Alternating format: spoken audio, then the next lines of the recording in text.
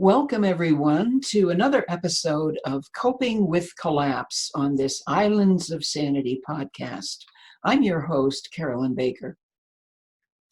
We've now published 3 episodes on coping with collapse, the first on managing fear, the second on managing anxiety, and the third on managing anger.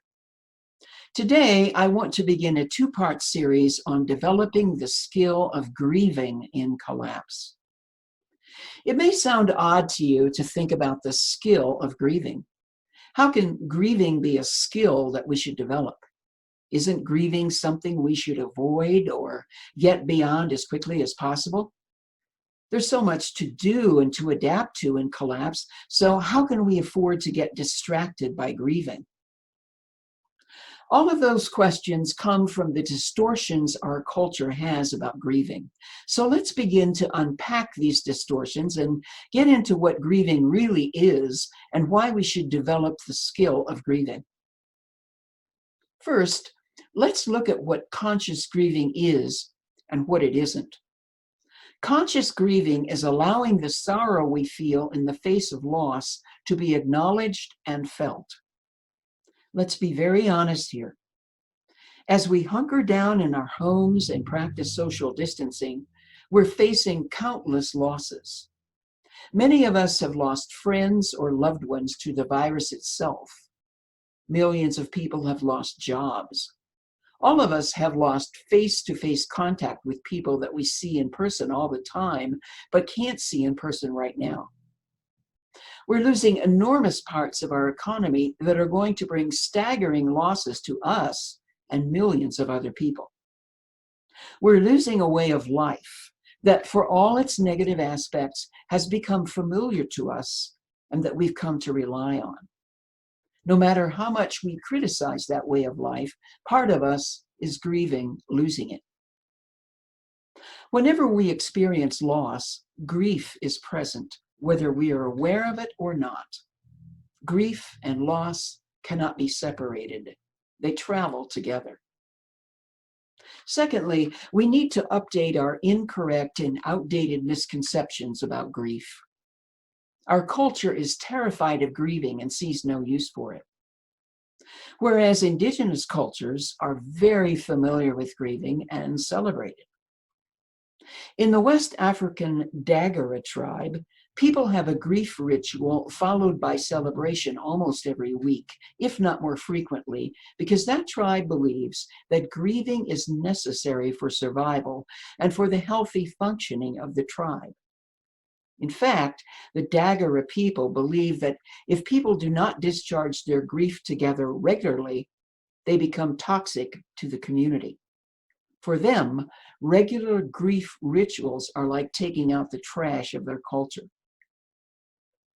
Industrial civilization has tried to banish grieving from our culture because of the notion that grieving is silly, weak, useless, and only holds us back from progress. In reality, nothing could be further from the truth. What actually holds us back is stuffing our grief and trying to repress it or pretend it doesn't exist. Which brings me to a fear that many people have, namely that if they allow themselves to grieve, they'll get stuck in their grief and never be able to recover. Grief can sometimes feel so huge and overwhelming that we feel like we can't go near it because it will swallow us whole. Actually, that belief is rarely based in reality. Many people also believe that grief is a private affair. In other words, we should grieve in private, keeping it to ourselves and not bothering anyone else with it. This results from years of grief shaming in our culture. Whereas in indigenous cultures like the Dagara tribe, grief is seen as a community affair. It's not private at all. The Dagara know that people cannot and should not grieve alone. Grief should be shared for the benefit of the person grieving and for the benefit of the community. In the many grief workshops that I've facilitated over the years, I've seen the healing power of people sharing their grief with each other. In fact, I've seen that when we share our grief with someone else who's there to support us and help us hold it, it is a healing gift to both the griever and the person supporting them. As for the notion that there's so much to do in collapse that we can't afford to grieve, the truth is that we can't afford not to grieve. If we don't grieve and have support for grieving, we become toxic to ourselves and to others. Grief cleanses us of the belief in separateness and isolation. It opens our hearts and deepens our empathy and compassion. And there's one more thing about grief that we need to know, and I promise you this is true. Grief actually deepens our capacity to experience joy. William Blake said centuries ago, "The deeper the sorrow, the greater the joy." I've noticed in grief workshops that when people are really able to feel their grief with the support of others, they experience more joy in their lives, more gratitude, more capacity to play and appreciate beauty. In other words, grief and joy travel together and need each other. As the poet Mary Oliver writes, "We shake with grief, we shake with joy. What a time these two have, housed as they are in the same body." Conscious grieving is about holding grief and joy in the same body, in the same psyche. Just as right now in this pandemic crisis, we witness huge suffering, we are also witnessing enormous opportunity. One of the greatest challenges of this time is to hold the tension of opposites, to hold both these opposites in our bodies as we live them, and that is a huge responsibility. Now, it's very important to understand the different types of grief that we're experiencing, because on one level, grief is not just grief. When I offer a grief workshop, people often ask, well, what type of grief is this workshop for? Is it for people who've lost loved ones? Is it for ecological grief or grieving the losses of the earth? It's very helpful to understand what my friend and colleague Francis Weller describes as the 5 gates of grief, because grief isn't just grief. Let's look at these 5 griefs, because doing so may be very clarifying. The first gate of grief is everything we love, we will lose. Everything we love, we will lose. Every person, every pet, every job, every family member, every friend, our health, our mobility, our creativity, every hope and dream, all of these we will lose at some point. The second gate is the places that have not known love. The places that have not known love. Francis Weller writes, what we learn from our parents, the slow, insidious process of carving up the self to fit into the world of adults.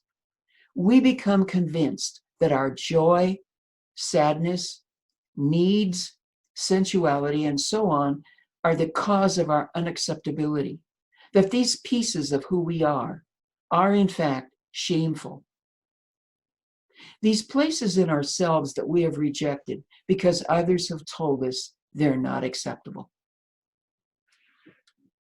The third gate is the sorrows of the world. The sorrows of the world.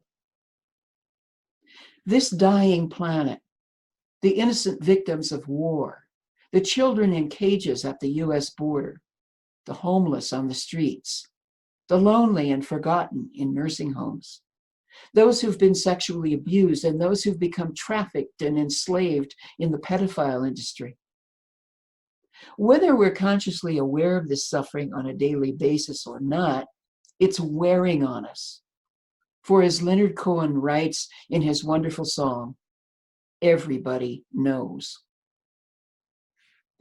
The fourth gate of grief is what we expected but did not receive.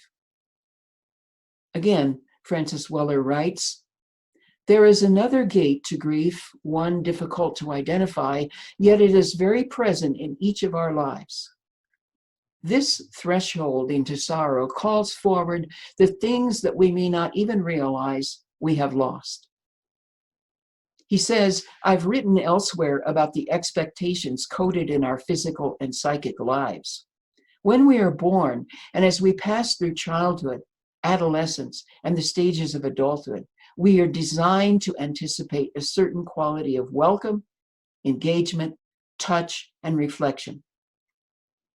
He writes further, how do we even know that we miss these experiences? I don't know how to answer that question, he says. What I do know is that when these things are finally granted to us, a wave of support, a wave of recognition rises that we have lived without this love, this acknowledgement, and that we've lived it all of our lives. And this realization calls forth grief. The fifth gate of grief is ancestral grief. Francis Weller again writes, this is the grief we carry in our bodies from sorrows experienced by our ancestors. Much of this grief lingers in a layer of silence, unacknowledged. Many of our ancestors arrived in the Americas after leaving their homes, family members, and communities behind. Some arrived here after being abducted and forced into slavery. These generations often survived without a feeling of home, living with only marginal connections with the old ways to guide them. The traditions that had nourished and held their people for hundreds, if not thousands of years, were difficult to sustain on the new continent. So these are the 5 gates of grief that Francis Weller writes about in detail in his extraordinary book, The Wild Edge of Sorrow. That's The Wild Edge of Sorrow by Francis Weller, which I heartily recommend. So as you can see from the 5 gates of grief, we are all carrying so many different burdens of grief, and we all need permission to grieve, as well as support for grieving. Much of my work is with individual coaching clients, as well as groups of folks who want to develop the skill of grieving.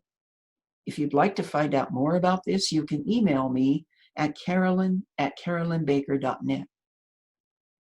In the next episode, we're going to take the practice of developing the skill of grieving to the next level. I hope you'll join us. Meanwhile, if you found today's episode useful, please consider donating to this podcast if you're able. And until next time, this is Carolyn Baker asking you to create many islands of sanity in the seas of chaos that we are sailing.